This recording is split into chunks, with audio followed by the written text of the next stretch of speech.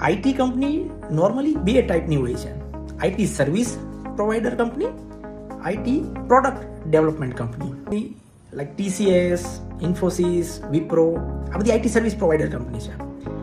IT product development company like OpenAI, Anthropic, Google પણ બનાવે છે Gemini. સો કોઈ પણ આઈટી કંપની પોતાના એક્ઝિસ્ટિંગ ક્લાયન્ટને AI સર્વિસ કઈ રીતે આપી શકે? તો એ IT company AI product development company સાથે કોન્ટ્રાક્ટ કરી શકે છે. લાઈક TCS એ OpenAI સાથે કરેલો છે કોન્ટ્રાક્ટ, ઇન્ફોસિસે એન્થ્રોપિક સાથે કોન્ટ્રાક્ટ કરેલો છે.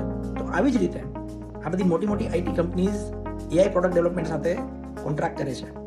સો મિડ સ્કેલની આઈટી સર્વિસ પ્રોવાઈડર કંપની શું કરી શકે? એ પણ AI product company like ચેટબેઝ, intercom, ઇન્ટ્યુઝન એની સાથે પાર્ટનરશિપ કરી શકે અને એના ક્લાયન્ટ્સને ઇમિડિયેટલી AI સર્વિસ આપી શકે એના ઇન્ડસ્ટ્રીના નોલેજનો ઉપયોગ